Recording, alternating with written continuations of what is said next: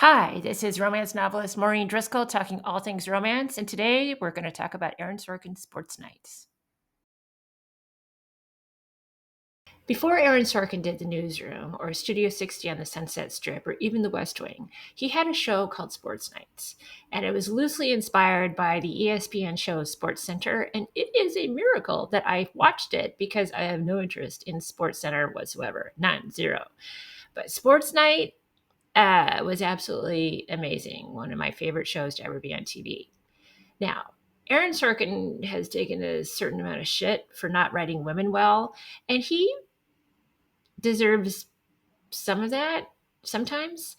Although I will counter anytime someone says, "Oh, he doesn't write women very well," I will just say C.J. Craig, because C.J. Craig is not only one of the best female characters ever created on TV, she's one of the best characters, period. I mean, it was amazing. I mean, it was an amazing performance by Allison Janney, but the character itself was absolutely fantastic. And Sorkin should be really happy with that. And that's I mean, admittedly you need more than one, but that's a really good one.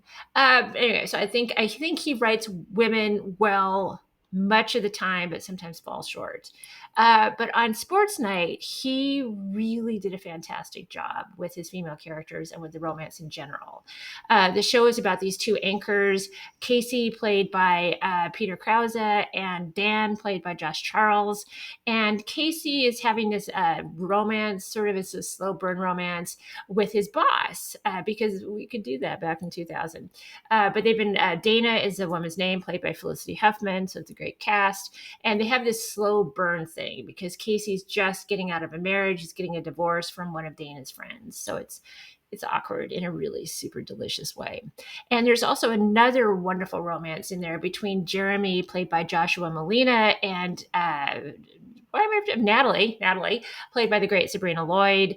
And they have this lovely, lovely relationship. She's his boss. Again, we could do that back in 2000. And it's sublime. And one of the reasons that makes this show so fantastic and why his women in the show are fantastic is because they love their jobs.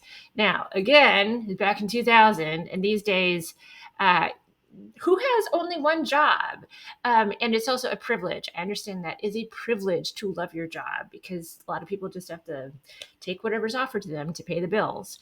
But in this universe, both Dana and Natalie absolutely adore their jobs, and it's evident. And we see them work. I mean, this isn't one of those things where it's like, oh, they've got a job and you've never seen it before. No, we see them and we see them get passionate about it. And that's something that up until this point, it was really something you only saw with men. That was a good thing. That is like, oh yeah, he's really good at his job. And these two women were absolutely fantastic at it. And there's a wonderful scene between Dana and Casey where she's dating a character played by Ted McGinley. And Ted McGinley I mean, he still is a great actor, super, super, super handsome. And so he was always sort of cast as the guy, he used to work a lot, but he's always cast as the guy who was sort of like, the other guy is kind of resented because he was so perfect. And also in real life, whatever show he was on, it kind of got canceled. So I don't know in retrospect if they should have cast him in this role since the show only lasted for like 3 seasons. But I'm not gonna go because he's a great actor. He should get his chance to kill shows. So Dana is dating this Ted McGinley character, and he doesn't like the fact that she's really into her job. So she's complaining to Casey about it, and she's like, but I love my work, and I'm not ashamed to love my work, and it makes me emotional, and I'm okay with that because I love my job so much. And Casey says, if the guy you're dating hears your passion, and his reaction isn't to lay you down on the nearest flat surface, he doesn't deserve you. The nearest flat surface. I mean, even now, like 25 years later, I didn't even have to look that up because that phrase has stayed with me this entire time. No one else writes that way. No one writes that way. It's just the turn of phrase that Aaron Sorkin has in all things, but particularly in romance. And I wish I wish he would do more straight out romance. Like, we need another American president. We need that from him, because it's a lost art these days. And Sports Night is filled with that stuff. I mean, this is like 3 seasons of perfection with the romance. And, I mean, they actually talked about sports things, and I didn't automatically turn off the TV because, he made it palatable. But it just really, it's find that show because it's absolutely fantastic. One other anecdote.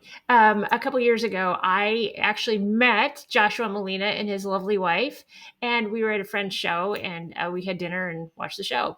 And I just want to say that they are very brave people, because I started off the conversation with saying, "Oh, I'm the world's biggest Sports Night fan." I mean, like, I was really like not even just really over the top, and they didn't flee, which I'm like, yeah, that guy's okay, and his lovely wife. Yeah, it's so. That's the end of the anecdote. Not anything happened other than that, but I do love that show. So find it, watch it. It's great.